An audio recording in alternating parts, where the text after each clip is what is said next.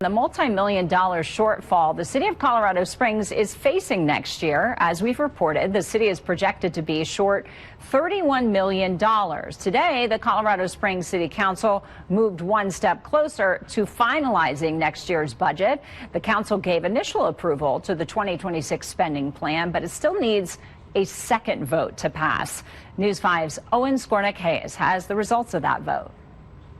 The vote to pass the initial 2026 city budget came and went quite fast. City Council voting to approve the budget 7-2 in a matter of minutes. Is there anyone wishing to? There wasn't much discussion ahead of Monday's vote. The proposed budget addresses a $31 million shortfall that the city of Colorado Springs is facing. We've made some cuts, and they were hard.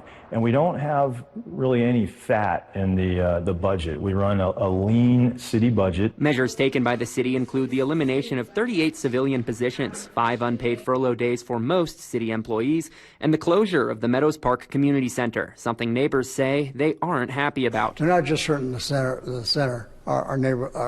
They're hurting everybody. Councilwoman and Council President Lynette Crow-Iverson and Councilman Brian Risley were the two votes opposed to moving forward with the budget. I don't foresee that the budget or that the economy in Colorado Springs and in El Paso County is going to be as robust as I think the administration is hoping and projecting. The Colorado Springs City Finance Office is projecting a 1.4% or $3.5 million increase in general fund revenue, primarily comprised of sales tax revenue in 2026.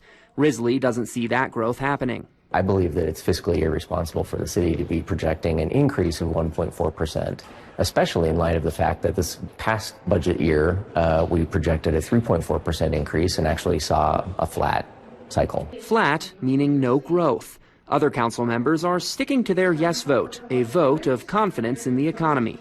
Rather than just saying we're going to stay flat, we actually use the modeling software, the modeling that our finance office has, and go with that. Then we're going to be back in the same position that we were this year, having to make additional cuts and having to reduce things. Councilmember Donaldson adds that the city can reduce its spending if projected revenue isn't coming in. If they become necessary, we'll do it to balance the budget, but it could very well be personnel cuts. The budget now heads to a second reading in which it will be voted on again, potentially with some amendments. That vote will be November 25th. In Colorado Springs, Owen Skornick-Hayes, News 5.